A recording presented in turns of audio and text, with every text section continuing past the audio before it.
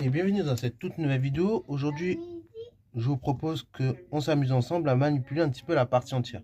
Ok, au sein d'un exercice que je vais vous afficher dans quelques secondes. Donc on va se donner un réel quelconque, un entier naturel non nul. Et le but, ça va être de montrer que 0 inférieur ou égal à partie entière de nx moins n fois partie entière de x, et que ceci est inférieur ou égal à n moins 1. Cet exercice-là, je vous conseille fortement d'essayer de le faire. Si vous n'y arrivez pas, c'est pas grave. On va le corriger ensemble. Et après, une fois que vous avez bien affiché à l'exo, que vous avez tenté des choses et que vous avez vu comment que j'ai fait, je vous conseille de le refaire parce que cet exercice aborde des techniques qui sont fondatrices de ce chapitre, ok, et qui vont vous former dans tous les cas. Donc, je vous invite forcément à faire l'exo. On va remettre sur la parenthèse. Une fois qu'on a dit ça, je vais laisse mettre la vidéo en pause, faire l'exo et ensuite on va corriger. Sur ce donc, correction. Alors dans ce type d'exo, la seule chose qu'il y a à savoir, c'est la définition de la partie entière. Donc si vous ne la savez pas, je vous ramène vers la précédente vidéo.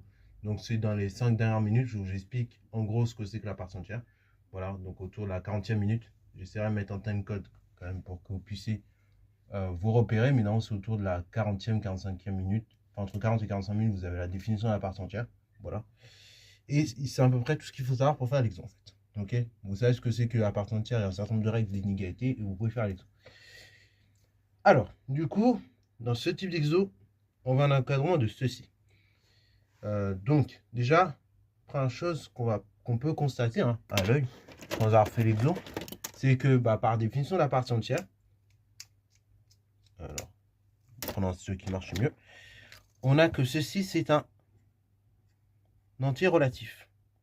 Ceci et ceci, ce sont des entiers relatifs.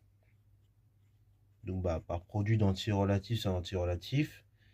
Et ceci, on a dit, c'est un entier relatif. Donc, par somme d'entiers relatifs, on a encore un entier relatif. Ok, ça, c'est également un entier relatif. En fait, même un entier naturel. Et ça, c'est un entier relatif.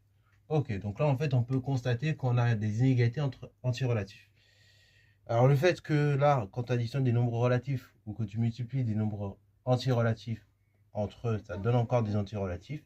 Ça, on verra plus tard, mais c'est dû au fait que l'addition et la multiplication sont des lois de composition interne sur l'ensemble des entiers relatifs. Okay, c'est pour ça que quand tu ajoutes ou multiplies des nombres relatifs entre eux, tu obtiens encore des entiers relatifs. Okay, bravo.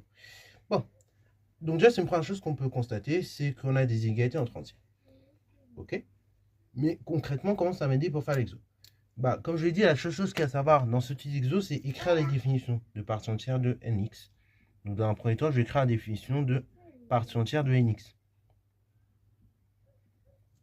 Donc c'est partie entière de nx qui est inférieur ou égal à nx qui est strictement inférieur à nx en partie entière plus 1. Ceci est la définition de la partie entière de nx. Bon, là on va essayer d'être malin un petit peu.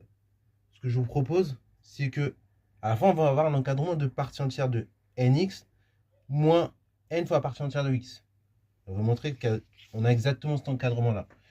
Donc là, ce qui serait idéal, c'est déjà d'arriver à encadrer partie entière de nx. Comme ça, on aura fait à peu près 50% du taf. Et après, on fera le même taf pour encadrer partie entière de moins nx. Ok. Donc là, on a la définition de partie entière de nx. Ce que je vous propose, et donc là, avec la définition de partie entière de nx, je connais un majorant de partie entière de nx, qui est ce réel-là. Maintenant, ce qui serait pratique, c'est de connaître un minorant de partie entière de nx. Pour connaître un minorant de partie entière de nx, un truc tout bête, mais on va additionner moins 1 tous les membres de l'inégalité. Donc je vais avoir partie entière de nx moins 1 inférieur ou égal à nx moins 1 inférieur strict à partie entière de nx. Sauf que partie entière de nx, je sais que c'est inférieur ou égal à cette quantité-là, nx. Et donc j'en déduis que partie entière de nx, il est compris entre nx moins 1 et nx. Ok. Bon, en vrai, c'est pas sorcier, mais voilà comment on le montre rigoureusement. Ok. Donc ça, c'est la première inégalité que nous avons. Et là, on est assez content parce qu'on a quand même encadré partie entière de nx par deux réels. Un qui est un minorant et un qui est un majorant. Donc c'est pratique. Maintenant, on va tenter de faire la même chose avec moins n fois partie entière de x. Là, il va avoir un peu plus de boulot, mais c'est pas grave. Ce qu'on peut faire dans un premier temps, c'est tout simplement, comme on a fait là, écrire la définition de partie entière de x. Donc, par définition, partie entière de x, c'est inférieur ou égal à x, inférieur strict à partie entière de x plus 1. Donc là, j'ai un majorant de partie entière de x. Ce que je veux, c'est également avoir un minorant de partie entière de x. Donc, réflexe de Schomer, comme on dit. On a que partie entière de x moins 1, c'est inférieur ou égal à x moins 1, inférieur strict à partie entière de x. J'ai donc partie entière de x qui est inférieur plus grand strictement que x moins 1. Mais sauf que j'ai montré par définition que partie entière de x, il est inférieur ou égal à x. Donc là, ça me donne un encadrement de nouveau de partie entière de x. Donc partie entière de x, c'est inférieur strict, enfin c'est plus grand strictement que x moins 1. Mais c'est inférieur ou égal à nx. Non, juste x. Pardon. Voilà. Donc là, on a l'encadrement de partie entière de x. Mais moi, ce que je veux pas, c'est... Moi, ce que je veux à la fin, c'est du moins nx. Donc là, très simple, on multiplie l'inégalité suivante par moins 1. Donc je vais avoir moins n fois x du coup, inférieur ou égal à moins n partie entière de x, inférieur strict à moins n facteur x moins 1. Et là, donc j'ai un encadrement de partie entière, enfin de moins n fois partie entière de x. Donc là, attention, pareil, quand vous multipliez vos inégalités, on précise pourquoi on a cette inégalité-là. Là, ici, c'est car moins n appartient à z privé de n. C'est-à-dire, en clair, pour le dire plus simplement, c'est un entier relatif strictement négatif. Ok, bravo. Bon, une fois que j'ai dit ça, c'est parfait. Là, on a déjà fait le taf. Maintenant, à la fin, donc je vais pouvoir sommer les deux inégalités-là.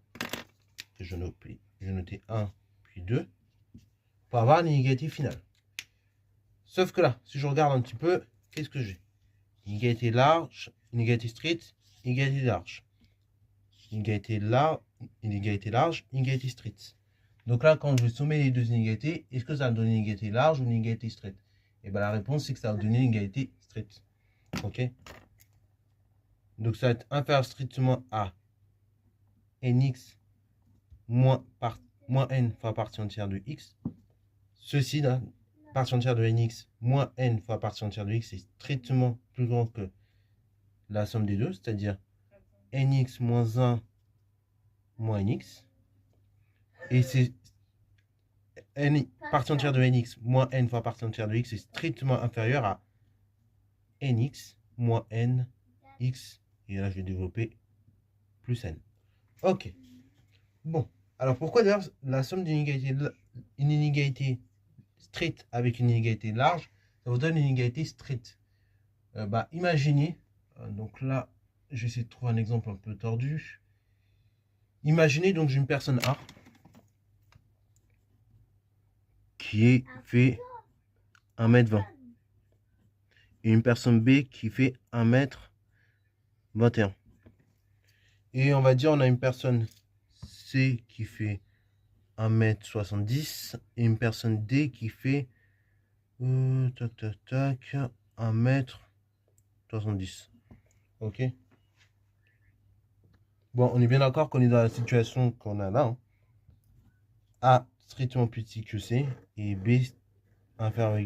Alors non, je vais pas le faire comme ça, pardon. Je vais les mettre comme ça. 70. Je vais changer les données. Et là, 21. Voilà. Donc là, comme ça passe. Donc, je refais. Donc là, on est bien d'accord que quand j'écris les inégalités comme ça, on est dans la situation qu'on a là. Ok, voilà. Donc, du coup, quand je vais additionner les deux tailles, nécessairement, même si les deux tailles ont beau être égales, B et D, ça peut être, on peut avoir B qui est égal à D, par exemple. En fait, A et C étant inférieurs, enfin, étant pas du tout identiques, A est strictement inférieur à C, et quand je vais additionner les deux tailles, nécessairement, A plus B sera toujours plus petit que C plus D. Ok? Et c'est comme ça qu'on peut le comprendre intuitivement. Et après, là, j'ai pris le cas extrême, c'est-à-dire où B et D sont égaux, mais on comprend très bien que si B est un tout petit peu plus petit que D, là, ça amplifie encore le phénomène. C'est-à-dire que dans tous les cas, j'ai déjà A qui est strictement plus petit que C. Donc Donc là, on sait que bah, déjà, c'est mort, il n'y aura pas d'égalité. Mais j'aurai B qui est plus petit que D. Bah là, forcément, quand tu vas sommer, la somme de A et de B, elle est beaucoup plus petite que la somme de C et de D. Ok? Donc c'est un peu cette idée-là que j'ai utilisée quand j'ai dit, bah, quand je somme une inégalité straight avec une inégalité large, j'ai une inégalité straight. Et c'est la même idée qui est utilisée là. Inégalité straight, inégalité large avec une inégalité straight, ça donne une inégalité straight. Ok? Voilà. Donc là, bah, si vous ne visualisez pas trop bien pourquoi ça marche, bah, vous pouvez garder en tête cet exemple-là. Ok, donc j'ai cette inégalité straight que je vais écrire un tout petit peu quand même, parce que bon, là, on a fait un peu des choses malproprement. On a donc ceci, quand on réduit un petit peu. Mais, tout à l'heure, je vous ai fait analyser l'énoncé. On a une inégalité d'entiers, ok? Bah, voilà. On a une inégalité avec des entiers. Ceci-là, au milieu, est un entier. Donc, si vous avez... Donc là, typiquement, on va raisonner de la manière suivante. J'ai donc un entier, ceci, qui est strictement plus grand que moins 1. Donc, vu que c'est un entier, bah, si cet entier-là est strictement plus grand que moins 1, bah, vu qu'on est sur des entiers, c'est-à-dire que cet entier-là, il est toujours inférieur ou égal à 0. Ok? Il peut être égal à 0, mais il peut être également inférieur à 0. Enfin, cet entier-là, il sera soit égal à 0, ou soit plus grand que 0. Ok? Bravo. Puisqu'on est sur des inégalités entre entiers. Et là, c'est la même chose. J'ai n qui est plus grand que cet entier strictement là.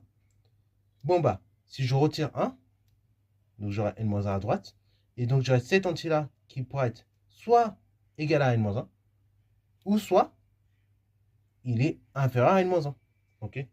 Donc là, on va préciser, or, nx moins n fois partie entière de x, ça appartient à z. Ok?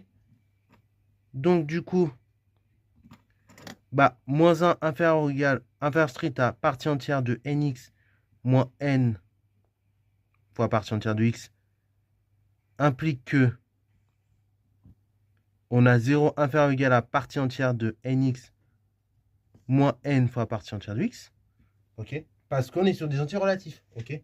Si j'ai cet entier qui est strictement plus petit que moins 1, cet entier est strictement plus grand que moins 1, bah en fait, cet entier-là, il est nécessairement soit égal à 0, ou soit plus grand que 0. C'est ce que j'ai traduit là. Et donc, par le même raisonnement, on montre de même que partie entière de nx moins n fois partie entière de x, c'est strictement plus grand que n, enfin strictement plus petit que n. Et comme j'ai cette inégalité-là, bah du coup, et qu'on est sur des entiers, bah en fait, si cet entier-là est strictement plus grand que n, bah c'est-à-dire que cet entier-là, au plus, il vaut n-1, et sinon, il peut être plus petit que n-1. Donc du coup, n fois partie entière de x moins n fois partie entière de x, inférieur ou égal à n-1. Et donc d'où l'inégalité proposée par l'énoncé. Donc 0 inférieur ou égal à partie entière de n fois x moins n fois partie entière de x. Et qui est inférieur ou égal à n-1. Voilà, donc ce genre de raisonnement, voilà, ce genre de raisonnement à bien garder en mémoire. En tout cas, j'espère que la vidéo t'a plu. Donc si elle t'a plu, n'hésite surtout pas à la liker, commenter et bonne chance à toi en mathématiques et en sciences.